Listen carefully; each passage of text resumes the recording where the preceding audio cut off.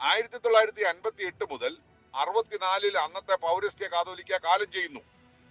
അദ്ദേഹത്തെ ഇവിടുത്തെ മുഴുവൻ തിരുമേനിമാരും ആഭാലവൃദ്ധം ജനങ്ങളും, അതായത് അന്നത്തോളം കേരളം കണ്ടിട്ടുള്ളതിലേക്ക് ഏറ്റവും വലിയ ശവസംസ്കാരമായിരുന്നു ഈ ഗ്യൂറിയസ് ദിദിയം ബാവയുടെ ശവസംസ്കാരം. എന്തൊരു ജനമായിരുന്നു അറിയോ, എന്റെ പാറൊക്കെ പങ്കെടുത്തിട്ടുള്ള അതിന്. അത് കഴിഞ്ഞ് അദ്ദേഹത്തിന്റെ 40 അടിയന്തരമാണ് കേരളം കണ്ടതിലേക്ക് വെച്ച് ഏറ്റവും വലിയ 40 അടിയന്തരം. അദ്ദേഹം അത്ര മഹാപരിശുദ്ധനായ ഒരു മനുഷ്യനായിരുന്നു. അതിനുശേഷം മലങ്കര സഭാ സിനഡ് കൂടി പുതിയ കാതോലിക്കായെ തെരഞ്ഞെടുത്തു. അതാണ് ഔഗേൻ ബാവ. ഔഗേൻ ബാവയെ തെരഞ്ഞെടുത്തത് ആരാണ്? നമ്മള്. ആ ഔഗേൻ ബാവയെ വാഴിക്കാൻ വേണ്ടി പാത്രിയർക്കീസിന് കത്തയച്ചു. എന്ത് പ്രകാരം? 1934 കോൺസ്റ്റിറ്റ്യൂഷൻ അനുസരിച്ച്. ആ 1934 കോൺസ്റ്റിറ്റ്യൂഷൻ അനുസരിച്ച് അയച്ച കത്ത് അദ്ദേഹം സ്വീകരിച്ച് ഇവിടെ വരുന്ന പക്ഷം സിനഡിന്റെ അധ്യക്ഷനായിരുന്ന് കാതോലിക്ക വാഴ്ച നടത്തണം എന്നാണ് സഭാ ഭരണഘടനയിൽ പറയുന്നത്. ആ സഭാ ഭരണഘടന അനുസരിച്ച് ഈ കാതോലിക്കായ, അതായത് ഔഗേൻ ബാവയെ അദ്ദേഹം വാഴിച്ചു. അതിനുശേഷം എന്ത് സംഭവിച്ചു?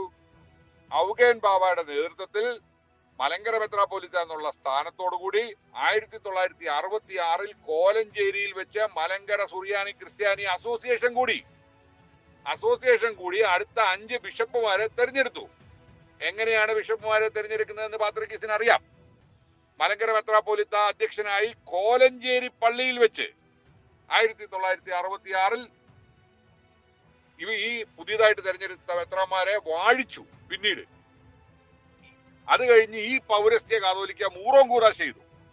ആ മൂറോം കൂദാശയ്ക്ക് അഭിനന്ദന കൽപ്പന അയച്ചു ഈ പാത്രിയർക്കീസ്. എന്നിട്ട് 1970 ഇവിടുന്ന് പോയ 2 അവന്മാർക്ക് മേൽപ്പെട്ട സ്ഥാനം കൊടുത്ത് ഇങ്ങോട്ട് പറഞ്ഞു വിട്ടു. നമ്മുടെ ചോദ്യം കറക്റ്റ് പോയിന്റ് അവിടെയാണ്. വിശാല് ശരിക്ക് കേട്ടോണം. മലങ്കര സഭാ ഭരണഘടനയ്ക്ക് വിരുദ്ധമായി ഒരു കാര്യവും ചെയ്യാൻ ഈ പറയുന്ന പാത്രിയർക്കീസിന് മലങ്കര സഭയിൽ അവകാശമില്ല. അദ്ദേഹത്തെ ആരും ചുമതലപ്പെടുത്തിയിട്ടില്ല. മലങ്കര സഭാ ഭരണഘടനയ്ക്കകത്ത് പാത്രിയർക്കീസിന്റെ പേര് പറയുന്നത് ഇദ്ദേഹം സുറിയാനി ഓർത്തഡോക്സ് സഭയുടെ അധ്യക്ഷനാണെന്നാ, അല്ലാതെ മലങ്കര സഭയുടെ അധ്യക്ഷനാണെന്നല്ല. മലങ്കര സഭയുടെ അധ്യക്ഷൻ പൗരസ്ത്യ കാതോലിക്കയാണ്. അദ്ദേഹം അറിയാതെ അദ്ദേഹം തെരഞ്ഞെടുത്തല്ലോ 5 മെത്രാന്മാരെ. അങ്ങനെയാണ് മലങ്കര സഭയിൽ മെത്രാന്മാരെ തെരഞ്ഞെടുക്കുന്നത്. അല്ലാതെ രായ്ക്ക് രാമാനം ഇവിടുന്ന് വിമാനം പിടിച്ചു പോയി അവിടെ പോയി മെത്രാൻ പട്ടം മേടിച്ചുകൊണ്ട് വരികയല്ല. ഈ 2 പേരെ ആര് തെരഞ്ഞെടുത്തു? നിങ്ങൾ പറയൂ. കള്ളത്തരവും വഞ്ചനയും മാത്രം കൈമുതലായിട്ടുള്ള ഇവര് ഇപ്പോൾ ഈ ചെറിയാനെ പോലെ ഉള്ളവന്മാര് വാ തുറക്കുന്നത് കള്ളം പറയാനാണ് സാർ. ഇത് മലങ്കര സഭയിൽ നടന്ന സംഭവമാണ്. ഈ മൂറോം കൂദാശ ചെയ്ത് കഴിഞ്ഞ് മൂറോം കൂദാശയ്ക്ക് അഭിനന്ദന കൽപ്പന അയച്ച പാത്രിക്കീസ് പിന്നെ പറയാ ഈ പുള്ളിക്ക് മൂറോം കൂദാശ ചെയ്യാനുള്ള അവകാശം. ഇയാൾ ആരുവ്? അല്ല, നമുക്ക് അറിയാൻ മേലെഞ്ഞിട്ട് ചോദിക്കും ഇവന്മാര് ഇവനൊക്കെയാണോ നസ്രാണി? എടാ, നമ്മുടെയൊക്കെ നസ്രാണികളിൽ നിന്ന് നമ്മളൊക്കെ കേട്ടിട്ടുള്ള നസ്രാണികൾ എന്ന് പറഞ്ഞാൽ നമ്മളൊക്കെ ഒരു വാക്ക് പറഞ്ഞ വാക്കാണ്. പിന്നെ നമ്മുടെ പെടലി വെട്ടി മാറ്റി വെച്ചാൽ പോലും നമ്മൾ ആ വാക്ക് മാറ്റൂല. അതാണ് നസ്രാണി. അതുകൊണ്ടാണ് ഞാൻ പറയുന്നത് 1958 സ്വീകരിച്ച ആസംഖ്യ, അതായത് മലങ്കര സഭയിലെ ഏകദേശം അന്ന് 1958 60% ആൾക്കാര് ഓർത്തഡോക്സ് പക്ഷത്തും 40% പേര് യാക്കോബായ പക്ഷത്തുമായിരുന്നു. അത് ഒന്നായി കഴിഞ്ഞ് 72 വീണ്ടും 2 എന്ത് സംഭവിച്ചു? ഒരു 70% ആൾക്കാരും അല്ലെങ്കിൽ 75% ആൾക്കാരും മലങ്കര ഓർത്തഡോക്സ് സഭയിൽ തന്നെ അടിയുറച്ചു. വെറും 25% ആൾക്കാരെ മാത്രമേ അവർക്ക് കിട്ടിയുള്ളൂ. ആ 25% ആൾക്കാർക്ക് എന്ത് സംഭവിച്ചു? 95 അവരുടെ അസംഖ്യം മെത്രാന്മാരും അച്ഛന്മാരും വീണ്ടും മലങ്കര സഭയോട് ജോയിൻ ചെയ്തു.